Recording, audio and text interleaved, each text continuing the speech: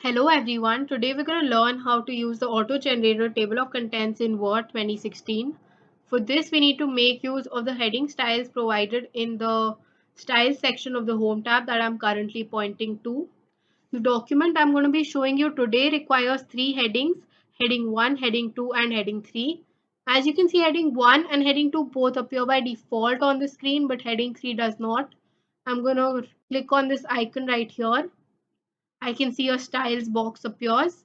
Heading 3 is still not a part of the list and I can click on options right here.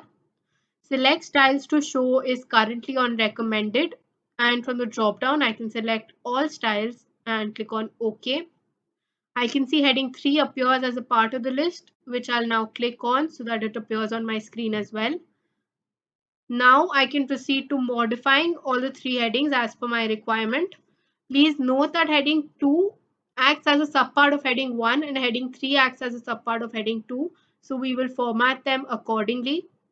Just take your cursor to the required heading, right click on it, from the drop down select modify and start altering the font style, the font size, the font face and the font color as per requirement. I'm going to centralize this heading and adjust the spacing. Check the preview and click on OK. Doing the same for heading 2 and heading 3 as well. Right click, modify. Keeping the size for heading 2 slightly smaller than that of heading 1. Not centralizing this heading. Again for heading 3, right click, modify. Size again is smaller than that of heading 2. Not centralizing this heading as well. Once we have made all the modifications for the heading styles, we will start applying these styles in our document. Chapter 1 and Chapter 2 are the main headings. So you can start applying heading 1 to Chapter 1 and Chapter 2. I'll just take the cursor to the start of the heading and click on heading 1. The cursor can be anywhere in the middle of the heading as well. It works the same way. Or at the end of the heading. Or another alternative is that you select the entire heading and then click on the heading style. Works the same way. The selection feature comes in handy when you need to make multiple selections. So I'm going to select all the subparts at once. I have the control key pressed to allow me to make the simultaneous selections. Once all the subparts are selected, I'll click on heading 3 and it appears in the required formatting. Now I will proceed to inserting the table of contents. Just take the cursor where you want to insert the table of contents, which is right here.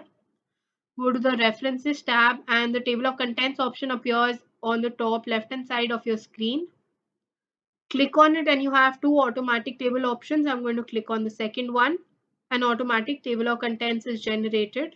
It is in a default formatting which I can alter by just selecting all the text in my table and formatting it as required.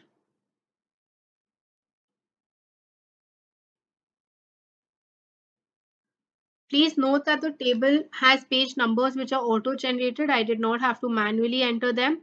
And the indentation for heading 2 and heading 3 helps me distinguish the parts and the subparts for the chapters. Now let's move on to the features of the table of contents. A very important feature is the update table feature. We need to update our table whenever we make few changes to our document after we have inserted the table of contents. It has two options: to update the page numbers only or to update the entire table. Let's first make a few changes to our document and then we will update it. Chapter 2 is now going to be shifted to page 3, but you can see that it still appears to be on page 2 in my table of contents, which is not yet updated. I will also just select part 1 and strike it off and select part 2 and probably highlight it. I can see that none of these changes are reflected in my table of contents since I have not updated it. Let's go to update table option and update page numbers only first. Now chapter 2 type starts from the third page. So you can see the page numbers are updated and the formatting is intact. But the changes made to part 1 and part 2 are not reflected here. Again, go to update table, update entire table and click on OK. The formatting changes to part 1 and part 2 appear, but the formatting of the entire table itself goes back to the default formatting, which is not again a problem because you can select it and modify it as required. Now, another very important feature of the table of contents is the hyperlink. All the headings act as internal hyperlinks. So if you press Ctrl and click on the heading, your cursor goes to the start of that heading. Let me show you again another example. If I want to reach the last subpart, credit ration, I can just Ctrl click on it and my cursor appears to be here. Another example, if I need to go to part 2, I will press Ctrl, click on it, and my cursor is here again. So these hyperlinks are very important because if you're using a very bulky document, they make navigating through the document very easy. Another feature of the table of contents very necessary is that if you've used heading 3 style and you do not want it to appear in your table of contents, like you do not want the subparts of the parts to appear, then you can just simply go to references, table of contents, custom table of contents, show levels is reduced to 2 and click on OK. It asks you if you want to replace the table and you click on OK. You can see that the subparts have disappeared, but the formatting again goes back to the default.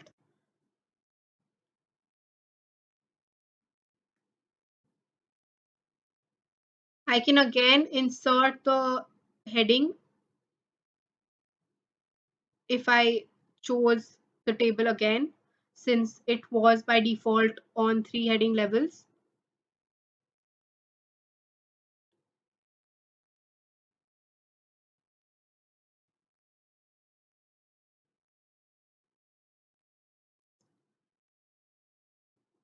That's all the basic information required for table of contents. And there are a lot of features that you can discover and a lot of formatting changes that you can make. So please stay tuned in for more videos on table of contents and its features and many other interesting videos. That's all for table of contents today. Thank you so much.